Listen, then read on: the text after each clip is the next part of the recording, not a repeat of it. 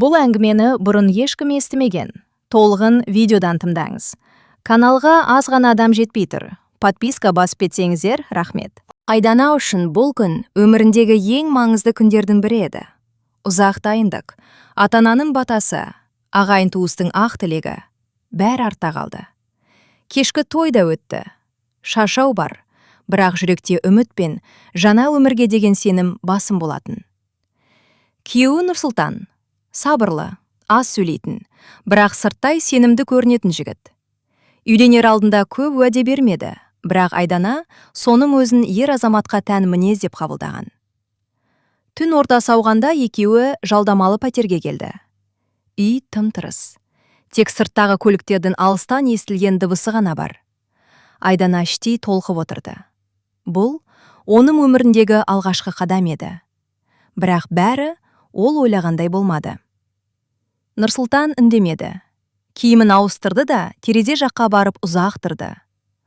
Сағат тілі түнгі 3-ке таяғанда кенет телефон шыр етті. Ол бір сәт тыңдап тұрды да беті өзгеріп кетті. «Мен қазір шығып келем», деді қысқа ғана. «Қайда?» деді Айдана абдырап. «Кейін айтам». Ол пальтосын іліп, есікті жауып шығып кетті. Айдана төсекте қозғала алмай қалды. Жаңа түскен келін, алғашқы некетіні, бірақ күйеуі жоқ. Таң атты. Нұрсұлтан оралмады. Телефон сөнулі. Айдана жүздеген ойдың ортасында қалды. Мен бірдеңе дұрыс істемедім бе? Басқа біреу бар ма? Бұл неке шын мәнінде керек болды ма? Түске таман ғана есік ашылды. Нұрсұлтан кірді. Көзінде ұйқы жоқ, жүзінде шаршау. «Кешір», деді де басқа ештеңе түсіндірмеді. Сол күннен бастап Айдананың өмірінде үнсіздік басталды. Күйеуі бар, бірақ жауап жоқ. Сұрақ көп, ал ақиқат тым алыста еді. Ал Айдана, ол түннің олардың тағдырын түбегейлі өзгертетінін әлі білмеген. Нұрсұлтан сол күннен кейін бұрынғыдай болмады. Үйде бар, бірақ ойы басқа жақта. Телефонын үнемі өзімен бірге алып жүреді. Тіпті жуынуға кіргенде де қалдырмайтын болды. Айдана үндемеді. Бірақ үнсіздік ішін күйдіріп бара жатты. 3-ші күннің кешінде бәрі ашыла жаздады. Ас үйде кешкі шай ішіп отырған. Нұрсұлтанның телефоны үстел үстінде қалды. Бір сәтке Айдананың көзі экранға түсті. Бейтаныс нөмір. Аты жоқ. Тек бір ғана сөз шықты. «Бәрін айтасың ба?» Айдананың жүрегі шым етті. «Телефоның шырылдап жатыр», деді ол байсалды көрінуге тырысып. Нұрсұлтан селк етіп телефонды жұлып алғандай алды. Экранға бір қарады да дереу сыртқа шығып кетті. Балконға. Есікті жауып алды. Айдана бәрін естімесе де, оның дауысындағы үрейді сезді. «Жоқ, қазір емес, өтінем. Бұл менің отбасым. Біраз уақыт берші». Ол сөздерді сыбырлап айтты. Бірақ әрбір сыбыр Айдананың жүрегіне балтадай киді. 10 минуттан кейін Нұрсұлтан қайта кірді. Ештеңе болмағандай су ішіп алды. «Кім еді?» деді Айдана. «Жұмыс», деді ол көзін тайдырып. Бұл алғашқы ашық өтірік еді. Сол түні Айдана ұйықтай алмады. Түнгі 3. Сол бір таныс уақыт. Дәл сол алғашқы түндегідей. Кенет Нұрсұлтан орнынан тұрды. Телефонын алып, дәлізге шықты. Сыбырлап сөйлесе бастады. Айдана үнсіз артынан ерді. Есіктің ар жағында тоқтап, демін ішіне тартты. «Иә, білемін. Бірақ ол білмеуі керек. Егер білсе, бәрі бітеді». Айдананың қолы қалтырап кетті. «Мен туралы айтып жатыр», деп ойлады ол. Сол сәтте бір ғана шешім қабылдады. Ол енді үнсіз қалмайды. Ертеңіне Айдана қайненесіне барды. Барлығын жұмсартып айтуға тырысты. Бірақ бір сұрақты қойды. «Апай, Нұрсұлтан бұрын біреумен байланысты болды ма?» Қайненесінің жүзі сол сәтте-ақ өзгеріп кетті. «Кейбір нәрселерді білмегенің дұрыс қызым», деді ол ауыр күрсініп. Міне сол сөз Айдананың күдігін растады. Ал тыйым салынған шындық тым жақын еді. Айдана қайненесінің үйінен шыққан соң тынысы тарылып кетті. Білмегенің дұрыс деген сөз құлағынан кетпеді. Бұл жай ғана күдік емес еді. Бұл жасырылған шындық бар деген анық белгі. Сол күні кешке ол тәуекелге барды. Нұрсұлтан душқа кіргенде телефонын диванның үстіне қалдырды. Бұрын соңды Айдана оның жеке заттарына қол сұқпаған.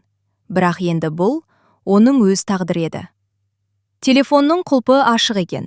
Хабарламаларда көп ештеңе жоқ. Бірақ галерея.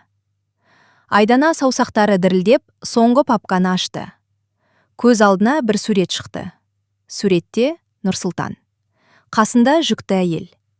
Әйелдің қолы оның қолында. Екеуі де күлімдеп тұр.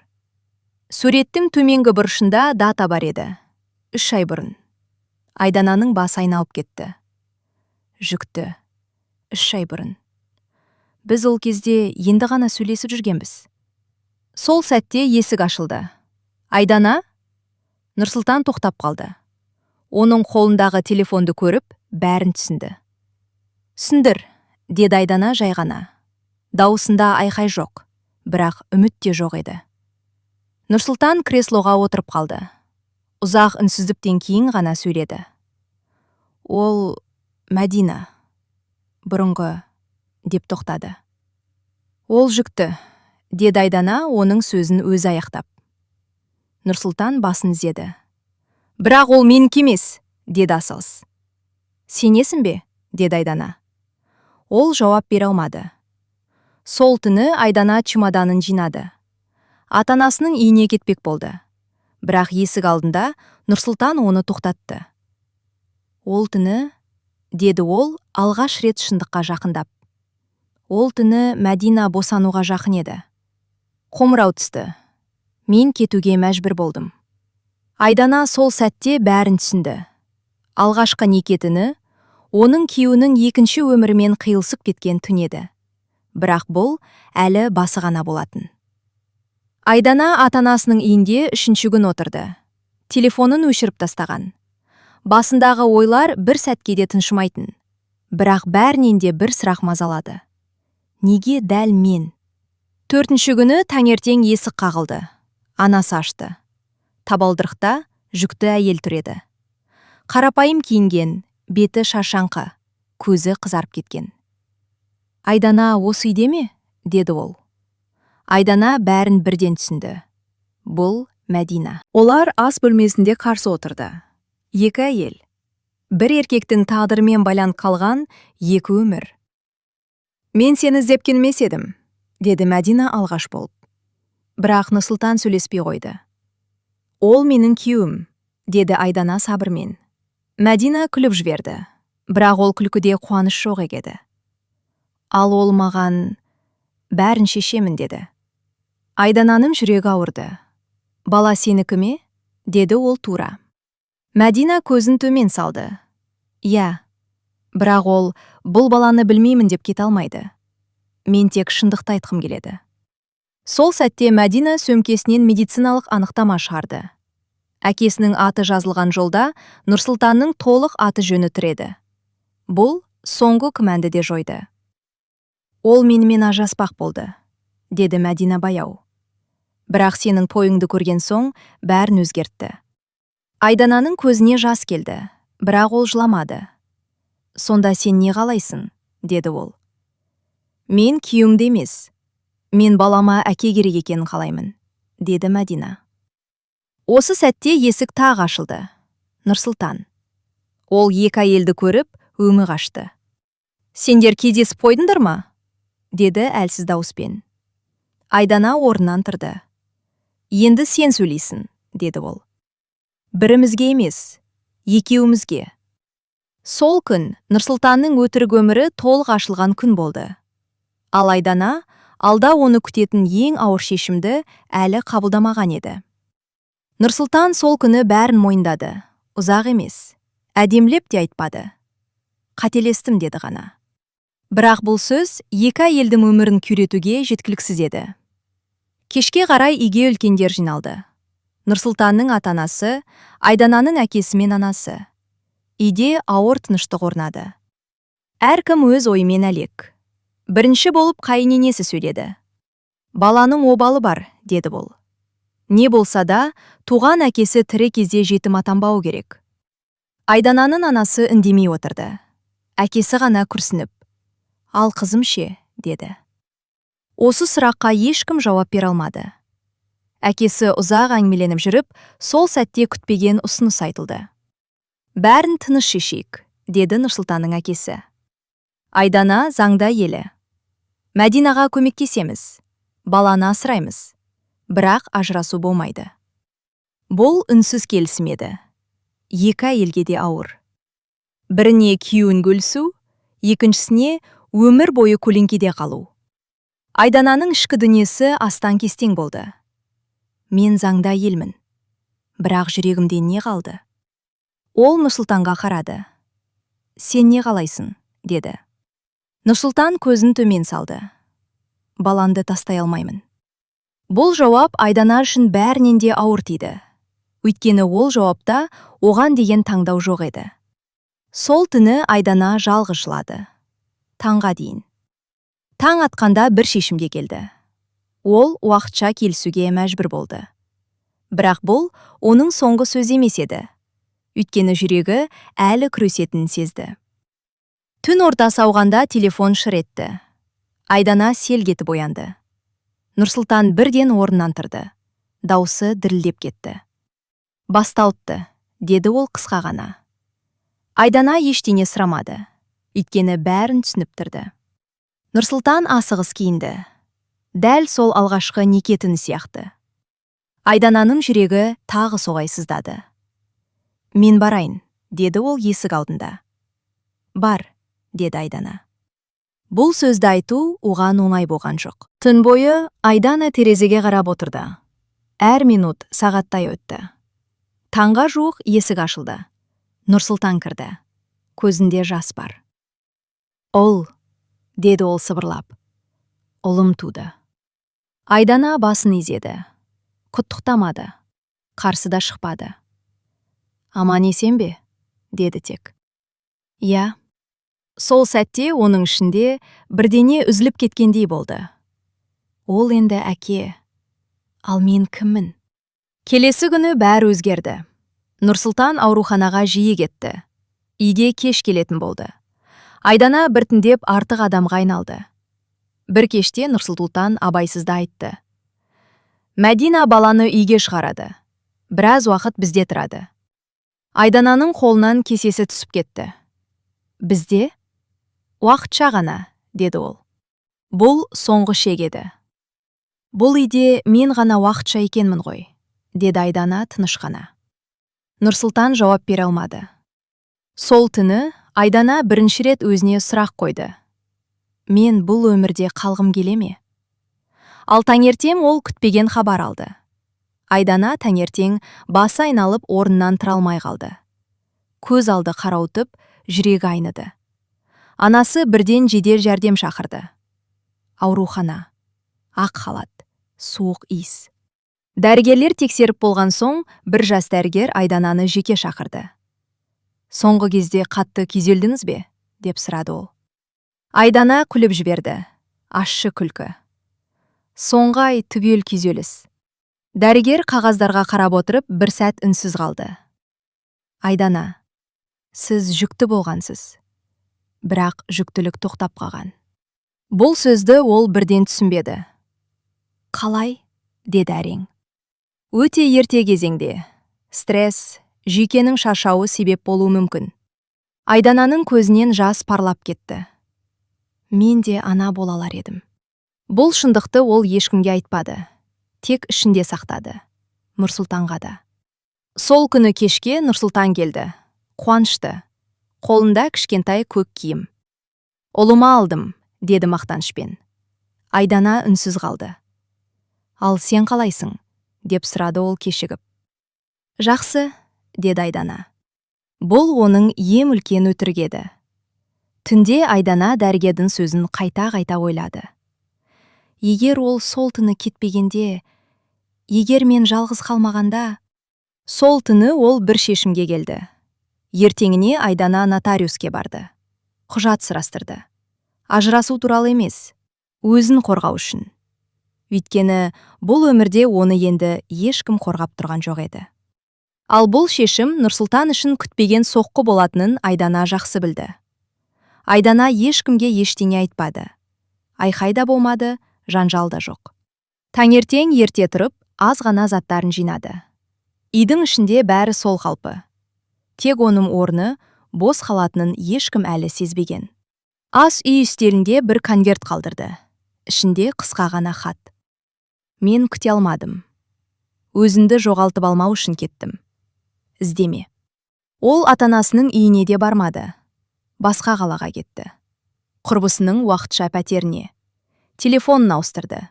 Өмірін нөлден бастауға тырысты. Ал Нұрсұлтан кешке үйге келгенде тыныштық бірден сезілді. Айдананың аяқ дыбысы жоқ. Ас дайын емес. Терезе жанында ешкім отырмаған. Хатты оқығанда ғана бәрін түсінді. Айдана, деді ол дауыстап. Бірақ жауап болмады. Сол түні алғаш рет ол шын жалғыз қалды. Баласы бар, бірақ әйелі жоқ еді. Келесі күні ол ауруханаға барды. Мәдина шаршаңқы жатты. Бала ұйықтап жатыр. Айдана кетіп қалды, деді ол. Мәдина үнсіз қалды. Ол дұрыс істеді, деді біраздан соң. Сен оны тым кеш таңдадың. Бұл сөз Нұрсұлтанға ауыр тиді. Сол сәтте ол бір нәрсені түсінді. Айдана ешқашан талап қоймаған, ешқашан шуламаған. Ал ол соны әлсіздік деп ойлаған. 3 күннен кейін Нұрсұлтан поштадан хат алды. Қолтаңға таныс. Ішінде бір ғана сөйлем бар еді. Сол түні бәрі басталған жоқ. Сол түні бәрі бітті. Бұл сөз оның өмірін төңкеріп жіберді. Нұрсұлтан Айдананы іздей бастады. Алдымен ата-анасынан. Жоқ. Құрбыларынан. Ешкім білмейді. Телефон нөмірі де өзгерген. Ол алғаш рет шым қорқты. Ол шынымен кетіп қалды. Жұмыста да ойы бөлінді. Көзіне Айдананың бейнесі қайта-қайта келе берді. Терезе алдында үнсіз отырғаны, ештеңе сұрамайтыны, бәрін ішінде сақтағаны. Сол сәтте ол бір нәрсені анық түсінді. Айдана ешқашан кетемін деп қорқытпаған. Өйткені ол шешім қабылдаса, қайтпайтын адам еді. Ал Айдана басқа қалада жаңа өмір бастады. Алғашқы күндері оңай болған жоқ. Бірақ ол өзін алғаш рет еркін сезінді. Таңертең біреуді күтпейді. Біреудің шешіміне тәуелді емес. Ол шағын тігін цехына жұмысқа орналасты. Қарапайым, бірақ өзіне ұнайтын іс. Әр күн жаңа тыныс. Бір кеште жұмыстан қайтып келе жатып, ол кенет бір таныс дауысты естіді. Айдана? Бұрылып қараса, Ерлан.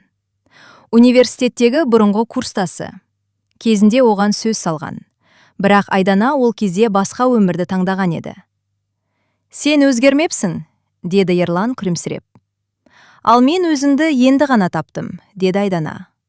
Олар кофе ішті, ұзақ сөйлесті. Айдана алғаш рет өткенін ауыртпай айтып берді. Ерлан тыңдады. Кеңес берген жоқ, аяған да жоқ, тек тыңдады. Ал сол түні Нұрсұлтан Айдананың ескі құжаттарының арасынан бір медициналық қағаз тауып алды. Көзі бір жолға түсті. Жүктілік тоқтаған. Ол орнынан тұра алмай қалды. Сол сәтте ол түсінді. Айдана тек кетіп қалған жоқ. Ол ішінде өлген үмітпен кеткен. Ал бұл шындықпен енді өмір сүру Нұрсұлтан үшін ең ауыр жаза еді. Нұрсұлтан медициналық қағазды қайта-қайта оқыды, көзін уғалады. Ол да ана болалар еді. Ал мен сол түні кетіп қалдым. Сол күні ол алғаш рет Мәдинаға қатты сөйледі. Неге айтпадың, деді. Ол өз айтпады ғой, деді Мәдина сабырмен. Бұл сенің жауапкершілігің еді. Бұл сөзден кейін Нұрсұлтан көп нәрсені қайта ойлады. Ол енді ештеңені жасыра алмады. Ақыры Айдананың тұрған жерін тапты. Қаланың шетіндегі шағын пәтер. Ол баруға қорықты, бірақ барды. Есікті Айдананың өзі ашты, жүзі өзгермеген. Көзінде бұрынғыдай мұң жоқ. Кір, деді ол қысқа ғана. Нұрсұлтан сөз таба алмады. Ұзақ үнсіздіктен кейін ғана, мен бәрін кеш түсіндім, деді. Айдана оны бөлді. Жоқ, Сен кеш түсінген жоқсың. Сен таңдамадың. Ол терезеге қарап тұрды. Мен сені күттім, сол түні, кейін де. Ал сен үнемі басқа жақта болдым. Нұрсұлтан көз жасын тыя алмады. Кешір мені. Айдана басын шайқады. Кешіру қайта оралу емес. Мен сені жек көрмеймін. Бірақ мен өзімді қайта жоғалтқым келмейді. Сол сәтте Ерлан кіріп келді. Оларды көріп жағдайды бірден түсінді. Айдана Нұрсұлтанға қарады. Бұл менің қазіргі өмірім, деді. Бұл сөз нүкте еді. Нұрсұлтан үнсіз кетіп қалды. Ал Айдана сол кеште бірінші рет өткенге толықтай есік жапты. Ажырасу туралы құжаттар тез рәсімделді. Айдана қарсы болмады, кешіктірмеді. Ол бұл шешімді әлдеқашан ішінен қабылдап қойған еді. Сот залында олар тағы да қарсы отырды. Бірақ бұл жолы ауыр тыныштық жоқ еді. Тек ресми сұрақтар мен салқын дауыс. Ерлі зайыптылардың ортақ шағымы бар ма? Жоқ, деді Айдана. Нұрсұлтан үндемеді. Бұл үнсіздік оның мойындауы еді. Соттан кейін Айдана сыртқа шықты. Күзгі жел бетіне тиді. Ол терең дем алды. Ішінде бір нәрсе жеңілдеп қалғандай болды. Сол сәтте Мәдина өзі келді. Баласын қолына алған. Мен сенімен сөйлескім келеді, деді ол. Олар саябақтағы орындыққа отырды. Мен саған қастық ойламадым, деді Мәдина. Бірақ мен де таңдау жасай алмадым. Айдана баланың бетіне қарады. Таза, кінәсіз. Бала ештеңеге кінәлі емес, деді ол. Бірақ мен де өзімді құрбан етуге міндетті емеспін. Мәдина көзін төмен салды. Сен мықтысың, деді ол. Жоқ, деді Айдана. Мен жай ғана өзімді таңдадым. Олар үнсіз қоштасты. Бұл соңғы кездесу екен екеуі де білді. Сол кеште Айдана жұмысынан ұсыныс алды. Тігін цехының шағын бөлімін басқару. Бұл оның өз еңбегімен жеткен алғашқы қадам еді. Ал Нұрсұлтан үйіне қайтып бара жатып бір шындықты мойындады. Кей адамдарды жоғалту өмірдің ең қатал сабағы. Көктем келді. Айдана терезені ашып таза ауаны ішіне тартты. Бір жыл бұрын ол осы мезгілде кім екенін білмейтін. Ал қазір өз өмірінің иесі еді. Тігін цехы кеңейді. Қасында бірнеше әйел жұмыс істейді. Әр қайсының өз тарихы бар. Айдана ешкімге ақыл айтпайды, тек мүмкіндік береді. Ерлан кейде келіп тұрады, асықтырмайды. Айдана да. Екеуі өмірді бір-біріне дәлелдеусіз қабылдады. Бір күні Айдана ескі қорапты ашты. Ішінде неке сақинасы бар еді. Ол сақинаны ұзақ ұстап тұрды да қайта орнына салды. Тастамады. Бірақ тақпады да. Бұл өткенді өшіру емес, өткеннің үстінен аттау еді. Сол күні кешке оған бір хабарлама келді. Бейтаныс нөмірден. Балам 1 жаста. Аты Аян. Ол сенің әділдігіңнің арқасында тыныш өсіп келеді. Айдана жауап жазбады. Қажет емес еді. Терезе сыртында балалардың күлкісі естілді. Айдана күлімсіреді. Ішінде ауырлық жоқ. Өкініш те жоқ. Ол енді біреудің таңдауы емес, өз таңдауымен өмір сүретін әйел еді. Ал сол алғашқы неке түні, ол шын мәнінде бәрінің бастауы емес, Айдананың өзіне қайта оралған түні болып шықты.